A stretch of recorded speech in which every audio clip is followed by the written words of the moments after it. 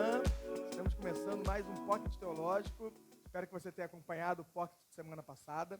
E hoje a gente vai começar uma nova doutrina, um novo estudo, falando sobre o futuro, né? A doutrina do futuro, ou escatologia, o estudo acerca das últimas coisas. A gente vai começar falando sobre a volta de Cristo, né? O que nós cremos? Nós cremos que haverá uma volta súbita, pessoal, visível e corpórea de Cristo. Então, é isso que a igreja crê, é isso que aqueles que creem na Bíblia acreditam, que haverá sim uma volta de Jesus, que será súbita, ou seja, a qualquer momento, que será pessoal, né? Alguns vão crer que essa volta de Cristo é de forma figurada, que na verdade o Espírito dele faria com que as coisas acontecessem. Não é isso que a Bíblia nos ensina, não é isso que nós cremos. Nós cremos que Cristo voltará pessoalmente, de forma corpórea. Alguns textos falam disso, então eu separei alguns aqui, como Mateus 24, 44, que diz assim, ó: por isso estáis vós apercebidos também, porque o Filho do Homem há de vir a hora em que não penseis. João 14, 3 também vai falar: e quando eu for e vos preparar lugar, virei outra vez e vos levarei para mim mesmo, para que onde eu estiver, estejais vós também. Atos 1:11, que é o texto que fala sobre a ascensão de Jesus aos céus, também fala da volta dele. Diz assim: os quais lhe disseram: homens galileus, por que estáis olhando para o céu? Esse Jesus que dentre vós foi recebido em cima no céu, há de vir assim como para o céu o vistes ir. Então, a Bíblia, eu separei só 3 textos, mas são diversos textos que vão nos falar e afirmar que Jesus voltará, né? Essa é a esperança da igreja. A igreja espera por isso, a igreja deseja isso, e a igreja prega e precisa pregar essa verdade, que Cristo voltará. Os versículos, eles falam de uma volta repentina e extraordinária, né? Apocalipse 1:7 vai dizer assim: eis que vem com as nuvens e todo olho o verá, até os mesmos que os transpassaram, e todas as tribos da terra se lamentarão sobre ele. Né? Apocalipse 1:7. Segunda carta de Pedro, capítulo 3, verso 10, também diz assim: mas o dia do Senhor virá como ladrão de noite, no qual os céus passarão com grande estrondo, e os elementos ardendo se desfarão, e a terra e as obras que nela há se queimarão. Então, citei aqui mais 2 textos que falam sobre essa volta que será súbita e extraordinária de Jesus. Sobre a volta de Cristo, eu separei alguns pontos para a gente conversar nesse pocket de hoje. O primeiro é que nós devemos ansiar pela volta de Cristo. Algumas seitas, crendo que Jesus voltará, eles pregam para que seus membros, para que seus participantes, parem de trabalhar ou que façam outras coisas, né? Como se, pelo fato de saber que Jesus está voltando, eles não precisassem viver. Nós não cremos assim. Nós cremos que, apesar de saber que Jesus voltará, nós não sabemos quando ele voltará, né? Ninguém sabe quando ele voltará. Então, é uma infantilidade, um equívoco gigante, querer prever mês, ano, época em que ele voltará. Logo, nós somos convidados a viver, a constituir família, a fazer faculdade, a fazer planos a curto, médio e longo prazo, esperando a volta de Cristo, sim, mas também vivendo, até porque nós não sabemos exatamente quando ele voltará. A igreja primitiva, quando Jesus disse que breve voltaria, ela por um momento ela creu que Jesus voltaria então no ano seguinte ou no mês seguinte. Então você vai ver lá em Atos que as pessoas venderam suas propriedades, colocaram aos pés dos apóstolos e eles viveram a missão de forma intensa. Só que com o passar do tempo eles perceberam que esse logo voltará não era tão breve como eles imaginavam, né? Então, até por isso a escrita, né, a forma escrita dos evangelhos, e você olhar a data de escrita deles, você vai perceber que já é um período um pouquinho afastado da morte de Cristo, porque eles perceberam que eles iriam morrer, eles perceberam que as histórias corriam risco de repente se perder no tempo. Então, eles percebendo que a volta de Cristo não era tão breve como eles imaginavam, eles então começaram a escrever os evangelhos, né, e tudo que nós temos hoje como Bíblia. Então, hoje, século 21, ano de 2020, Seria um equívoco tremendo a gente abandonar a família, abandonar trabalho, esperando apenas a volta de Cristo. Nenhum de nós sabe quando, então somos chamados a trabalhar, a fazer a missão trabalhando, a constituir família, também esperando que ele voltará. Paulo vai dizer isso na carta a Tito, capítulo 2, ensinando-nos que, renunciando à impiedade e às concupiscências mundanas, os desejos mundanos, vivamos neste presente século de forma sóbria, justa e piamente, aguardando a bem-aventurada esperança e o aparecimento da glória do grande Deus e nosso Senhor Jesus Cristo. Então nós vamos viver de forma sóbria, de forma correta, mas aguardando também a volta de Jesus. Outro ponto importante, quando a gente fala sobre a volta de Cristo, é que todos os evangélicos, aqueles que creem nas doutrinas bíblicas, concordam quanto às consequências definitivas da volta de Cristo. Cristo vai voltar, ponto. Isso todos nós sabemos e concordamos. Mas qual é a consequência desse fato? Qual é a consequência da volta de Cristo? A consequência que todos nós concordamos é que após a volta de Cristo, acontecerá então o juízo final, o grande julgamento, onde os perdidos, então os incrédulos, serão condenados, e os cristãos, aqueles que creem em Jesus como Salvador, esses receberão a sua recompensa final. Então, todos que concordam com a volta de Cristo, e quem crê na Bíblia concorda com isso, acredita que a consequência dessa volta é o juízo, o julgamento, e logo após essa separação, então, entre os salvos e os não salvos. Quando falamos também sobre a volta de Cristo, agora eu vou falar de uma primeira divisão de interpretação. Alguns vão crer que Jesus pode voltar a qualquer momento. Outros vão dizer que para que ele volte é necessário que alguns requisitos aconteçam antes, ou que algumas coisas aconteçam antes. A gente tem texto para as duas partes se satisfazerem, né? Aqueles que creem que ele voltará a qualquer momento, por exemplo, Mateus 24, 50 diz: virá o Senhor daquele servo num dia em que o não espera e a hora em que ele não sabe. Então é um texto que fala sobre a volta de Jesus a qualquer momento. Mateus 24, 42 a 44 também fala sobre isso. Vigiai, pois, porque não sabeis a que hora há de vir o vosso Senhor. Mas considerai isto: se o pai de família soubesse a que vigília da noite havia de vir o ladrão, vigiaria e não deixaria minar a sua casa. Por isso, estáis vós apercebidos também, porque o Filho do Homem há de vir a hora em que não penseis. Então, alguns textos, eu separei só dois, vão dizer claramente que a volta de Jesus será repentina. Só que outros textos vão colocar alguns requisitos de coisas que precisam acontecer antes da volta de Jesus. Né? Quais são esses sinais que acontecerão antes, então, da volta de Cristo? Um deles, que a Bíblia cita, é a pregação do Evangelho a todas as nações. Marcos 13, 10. Mas importa que o Evangelho seja primeiramente pregado entre todas as nações. Se esse sinal ele antecede a volta de Cristo, suponha comigo que você conheça, por ter um parente lá, alguma coisa do tipo, uma determinada tribo que não conhece Jesus. Se a gente tem acesso a essa tribo, a gente conseguiria monitorar se Jesus pode vir ou não. Concorda comigo? Se eu tenho um parente que mora na tribo X, e eu sei que lá não chegou o Evangelho, eu sei que enquanto lá não chegar o Evangelho, Jesus não voltará. Então, para alguns, esses sinais, eles precisam acontecer para que Jesus volte. Outro sinal que alguns vão esperar antes da volta de Cristo é a grande tribulação, um período na terra onde o sofrimento será tamanho como nunca aconteceu antes. Como diz, por exemplo, Marcos 13, 19 e 20. Porque naqueles dias haverá uma aflição tal, qual nunca houve desde o princípio da criação, que Deus criou até agora, nem jamais haverá. E se o Senhor não abreviasse aqueles dias, nenhuma carne se salvaria, mas por causa dos eleitos que escolheu, abreviou aqueles dias. Então aqui está outro sinal, que alguns acreditam que Jesus só volta após a grande tribulação. Alguns outros sinais que eu não separei versículo, mas que a Bíblia cita são sinais no céu e a vinda do homem da iniquidade. Alguns colocam também esses como sinais que necessariamente antecedem a volta de Jesus.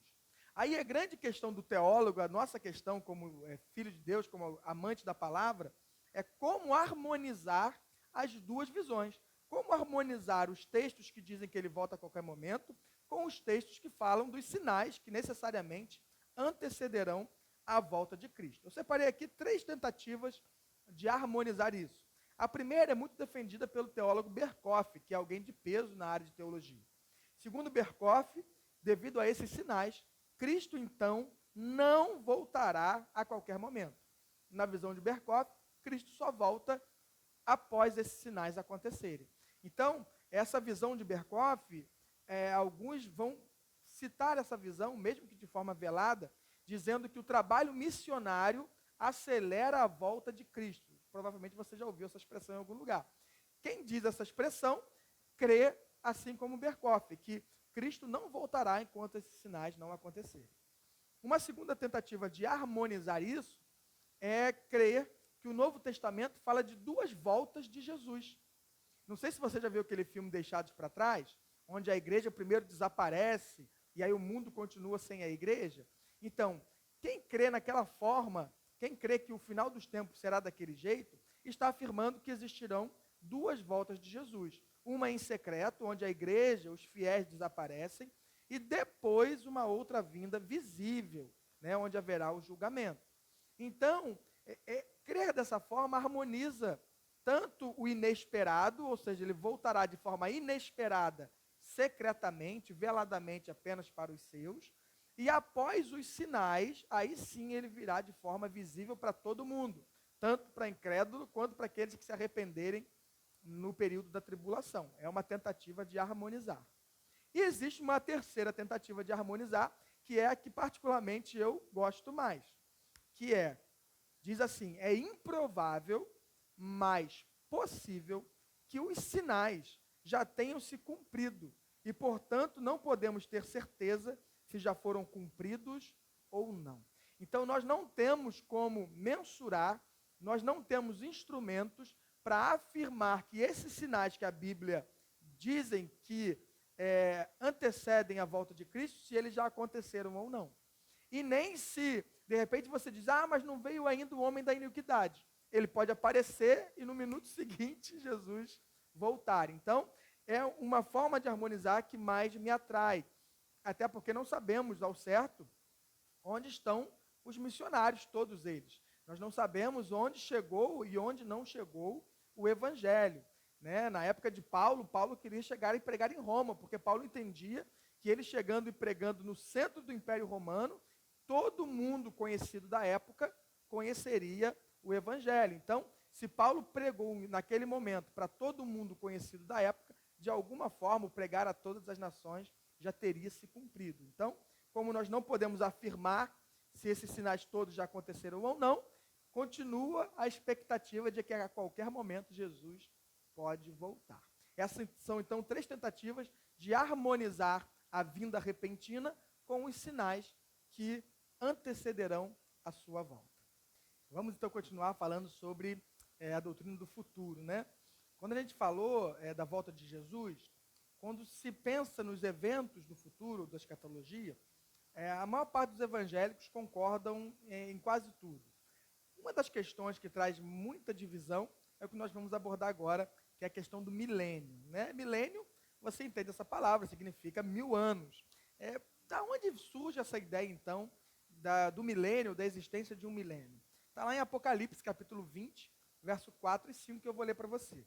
E vi tronos, e assentaram-se sobre eles, e foi-lhes dado o poder de julgar. E vi as almas daqueles que foram degolados pelo testemunho de Jesus e pela palavra de Deus, e que não adoraram a besta, nem a sua imagem, e não receberam o sinal em suas testas, nem em suas mãos, e viveram e reinaram com Cristo durante 1000 anos. Mas os outros mortos não reviveram, até que os 1000 anos se acabaram. Esta é a primeira ressurreição. Queridos, então, quando se fala em milênio, existe aquela divergência, hein? Uns vão olhar para ele e entender e enxergar de forma literal, outros vão olhar para esse milênio e entender que são muitos anos, mas não necessariamente 1000 anos, e outros vão entender que esse 1000 anos não tem nada de literal, mas aparece ali de forma simbólica. Dentro das interpretações do milênio, eu separei aqui 3, que são aquelas que pegam a maior parte das opiniões. Né? A primeira visão sobre o milênio, que é a visão que eu tomo para a minha vida, e é importante deixar claro que na questão do milênio, o cristão é livre para crer da forma que ele acha mais coerente com a Bíblia. A minha forma de crer e entender é o amilenismo. Como a própria palavra já diz, esse A antes do milenismo é uma negação. Na ideia do amilenismo, esse milênio não é literal. Na nossa visão, Cristo já está reinando desde o momento em que ele ressuscitou e subiu aos céus. Tanto que em Mateus capítulo 28, Jesus disse que toda a autoridade foi dada a ele nos céus e na terra. Então, a visão amilenista é a visão mais simples e fácil de compreender. Estamos vivendo hoje aqui, 2020, século 21, continuaremos vivendo, até o momento que de forma repentina Cristo voltará. Ele voltará, então, se dará o julgamento e logo após a eternidade, uns com Cristo e outros no lago de fogo e enxofre ou na condenação eterna. Então, o amilenismo é o mais simples das visões sobre o milênio, é a forma mais fácil de compreender. Uma outra visão que alguns creem, e esses são minoria, porque é uma visão um pouco fantasiosa, é o do pós-milenismo. Por que pós? Porque entenderia esses, então, que Jesus voltaria após o milênio. Então, essa visão crê que pelo trabalho da igreja, pelo avanço dos missionários, pelo avanço da pregação do evangelho, simplesmente pela igreja, o mundo viverá um tempo de paz. E após, então, esse tempo de paz, que acontecerá pelo trabalho da igreja, Jesus voltará. Por mais que a gente creia que a igreja faz um bom trabalho, que ela avança, não é o que nós percebemos na realidade do cotidiano. Então, essa visão é a menos aceita dessas três que eu vou trazer hoje. Então, falamos do amilenismo e falamos agora do pós-milenismo. A terceira forma de entender o milênio, essa é muito difundida nas novelas, nos filmes. Algumas denominações abraçam essa terceira visão. É a visão pré-milenista, pré-tribulacionista. Pré você entende que é antes, então é pré-milênio e pré-tribulação. Essa visão crê nas duas voltas de Cristo, aquela secreta, onde existe o arrebatamento dos salvos, o arrebatamento da igreja, de forma invisível. A sociedade continua vivendo, sem entender o porquê que aquelas pessoas desapareceram. Aí vem então o anticristo, 7 anos de governo, 3 anos e meio fingindo que é bonzinho, 3 anos e meio mostrando quem de fato ele é. E aí, esse período é chamado então de tribulação. Nessa visão pré-milenista, pré-tribulacionista, a igreja não participa da tribulação, ela sobe antes. Após a tribulação, então, aí Jesus volta, a segunda volta dele, aí sim de forma visível. Jesus prende Satanás, acorrenta Satanás. Aí a terra experimenta 1000 anos de paz. Depois desses 1000 anos de paz, Satanás é solto, junta os seus aliados, acontece a batalha do Armagedon. E aí depois, aí sim, vem o final de tudo. Essa é uma visão muito difundida. Mas, convenhamos, eu e você, muito do que essa visão prega não está na Bíblia, né? Por exemplo, essas duas voltas de Cristo, uma secreta e uma visível, a palavra de Deus não dá margem para isso. Ela fala de uma volta de Cristo, visível, repentina, aí sim. Mas, de qualquer forma, os que defendem essa visão, eles vão ter textos para se basear, como qualquer um que defende qualquer visão. Essa é, se não a mais difundida, uma das mais difundidas. Quem viu aquele filme Deixados para Trás, algumas outras novelas, pegam essa visão. Além do milênio ter essa controvérsia de como enxergar o milênio, a tribulação também é uma forma. Eu falei agora nessa última visão sobre a grande tribulação, né? Esse período de sofrimento e tormento como nunca houve antes. Na visão pré-milenista, pré-tribulacionista, essa grande tribulação acontece entre a primeira vinda de Cristo secreta e a segunda vinda de Cristo visível. Como eu disse antes, eu defendo, eu creio, né, defender é forte, eu creio na visão amilenista, onde não existirá um milênio literal. Talvez você então me pergunte, e a grande tribulação? Onde se encaixa na visão amilenista? Segundo alguns teólogos da visão amilenista, a grande tribulação ela não será necessariamente um período limitado de tempo. ela acontece entre a tribulação do próprio Cristo, antes da sua crucificação, até a volta de Cristo. Em alguns lugares mais acentuado, em outros lugares menos acentuado. Por exemplo, hoje vivemos no Brasil. Existe uma certa perseguição aos cristãos? Sim, velada ainda, não legal pelas nossas leis, mas existe uma certa perseguição. Agora, outros países, como por exemplo Coreia do Norte, se você é pego lá pregando o evangelho, você corre risco de vida. Outros países como Indonésia, assim também. Ou seja, lá, essa tribulação aos cristãos é muito mais acentuada do que para nós. Então, na visão amilenista, não existirá um período de tempo limitado, chamado de grande tribulação. Mas ela já está, de alguma forma, também acontecendo, em alguns lugares mais, em outros lugares menos. Por isso, eu repito, é a forma mais simples de enxergar os eventos do fim dos tempos, tá bom? Então hoje falamos sobre isso, sobre a segunda vinda de Cristo, falamos sobre milênio, sobre 3 possíveis interpretações acerca do que Apocalipse fala. Convido você a ler mais sobre esses assuntos, porque aqui a gente passa de forma bem superficial, bem leve. Se você tiver curiosidade, pesquise mais sobre as interpretações acerca do milênio, sobre tribulação. E se você tiver alguma dúvida, escreva aí embaixo nos comentários, que no próximo Pocket Teológico a gente vai responder. Fique na paz.